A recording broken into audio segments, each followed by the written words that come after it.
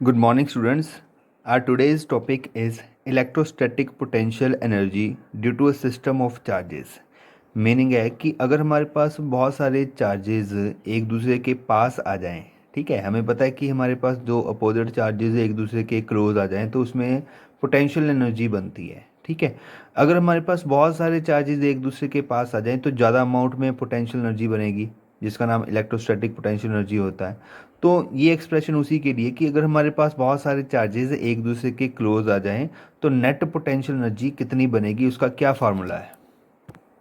तो सबसे पहले हम क्या करते हैं, किसी भी एक चार्ज Q1 को इन्फिनिटी से उठा के ले आते हैं इस हमारे स्पेस में, ठीक है। तो ये कोई भी प्लेन है, प्लेन में ले आओ, स्पेस में ले आओ, आपकी मर्जी है जी।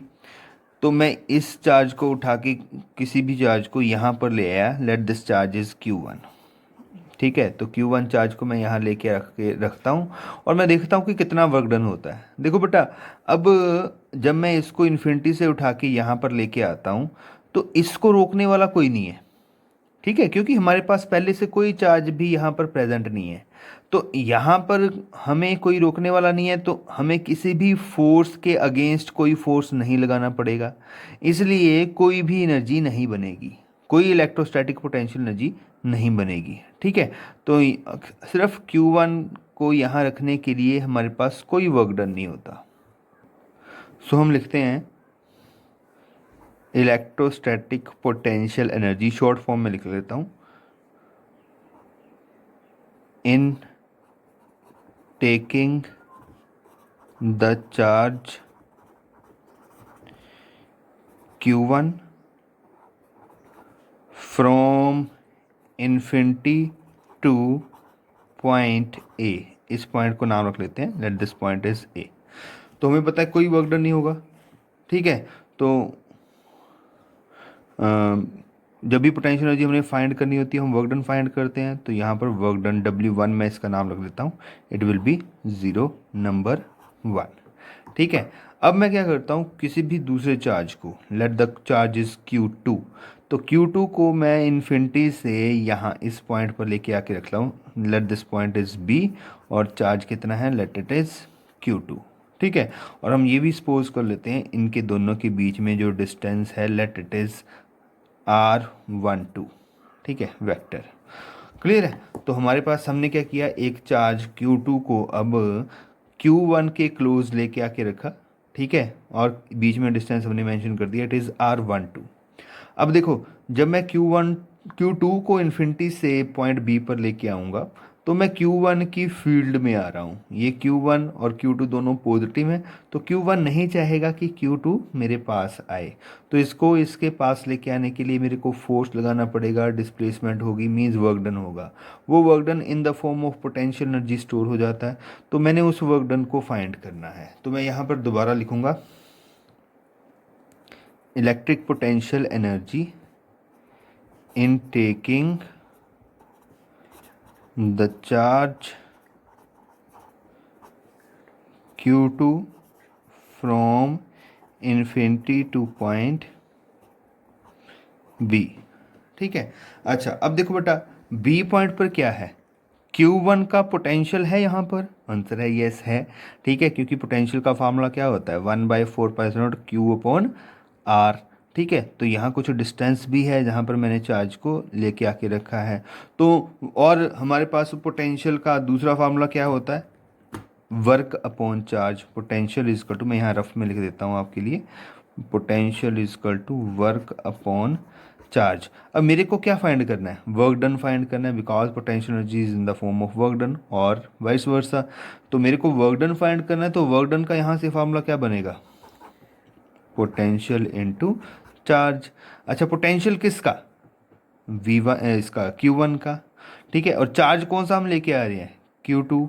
तो इस वर्क डन का नाम ले देते हैं W12, जो किसके इक्वल होगा, पोटेंशियल इनटू चार्ज, और पोटेंशियल कितना, let it is V1 which is due to Q1, और चार्ज कौन सा जो हम लेके आके रख रहे हैं, Q2, ठीक है। तो ये वर्क डन हो जाएगा। फर्दर अगर मैंने V1 की वैल्यू पुट कर दी, then it will be 1/4πε0 Q1 over R12, vector मैंने नहीं डालना क्योंकि potential is a scalar quantity. तो नंबर 2 ये हमारे पास वर्क डन आ जाएगा। ठीक है, तो दो चार्जेस जब मैंने इकट्ठे किए तो हमारे पास वर्क डन हुआ। कितना वर्क डन हुआ? ये फर्स्ट वाला तो 0 है, इसमें इन दोनों को ऐड करके देखो यही आंसर आने वाला है, तो इतना वर्क डन हो जाता है। क्लियर है जी? तो हमारे पास किसी भी दो चार्जेस के बीच में एनर्जी फाइंड करनी हो, सिंपल ये फार्मूला आ गया। क्लियर है?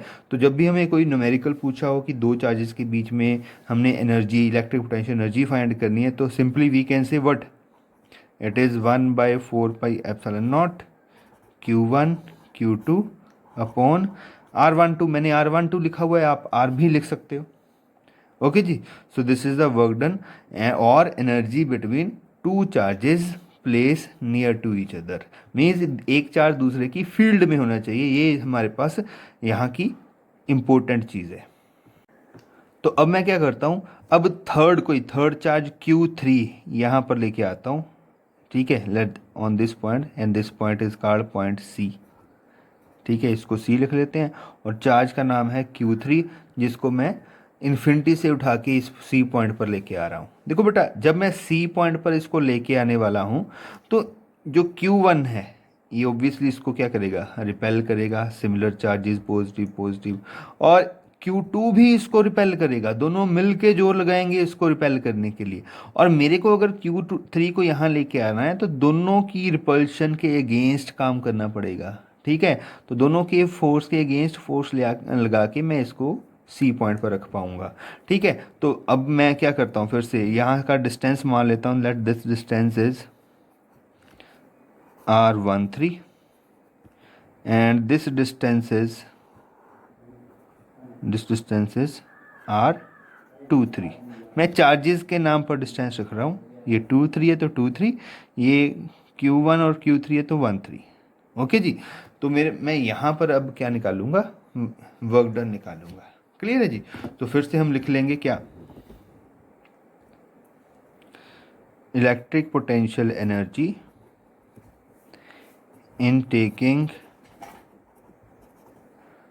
The charge Q3 from infinity to point C।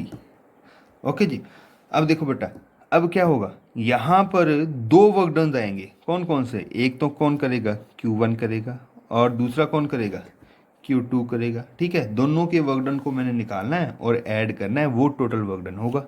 ठीक है, तो पहले हम क्या निकालते हैं, अच्छा जो टोटल वर्क डन आने वाला है उसका नाम लिख लेते हैं। क्या लिखें, W1 2 3। ठीक है, जो तीनों चार्जेस का वर्क डन आएगा। ओके, और वो किसके इक्वल होगा, एक तो देखो डायग्राम से देखते हैं, W13 होगा जो Q1 और Q3 के बीच में होगा, और दूसरा W23 होगा जो Q2 और Q3 के बीच में होगा।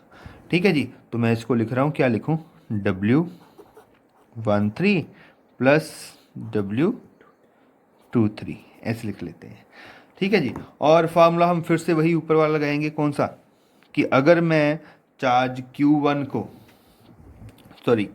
को Q1 के पास लेके आता हूँ तो हमारे पास जो पोटेंशियल होगा वो किसका होगा, Q1 का होगा, और किसके ऊपर लगेगा, Q3 के ऊपर लगेगा। तो इसी फार्मूला से हमारे पास क्या आ जाएगा, W is equal to V1 into Q3। ठीक है, तो मैं अगर W13 निकालना चाहता हूँ तो पोटेंशियल ऑफ 1 इंटू चार्ज 3, ऐसे ही पोटेंशियल ऑफ 2 इंटू चार्ज 3। ठीक है, और फिर से दोनों के फार्मूलाज अगर मैं पुट कर दूँ पोटेंशियल के, it will be 1/4πε0 Q1 upon इसके डिस्टेंस को हमने लिखा हुआ है 13 into Q3 plus 1/4πε0 Q2 upon R23 multiply Q3। ठीक है, let this number is 3। Clear है जी? तो मैं 3 चार्जेस को एक दूसरे के पास लेके आया था और मेरे पास बहुत सारा वर्क डन हुआ।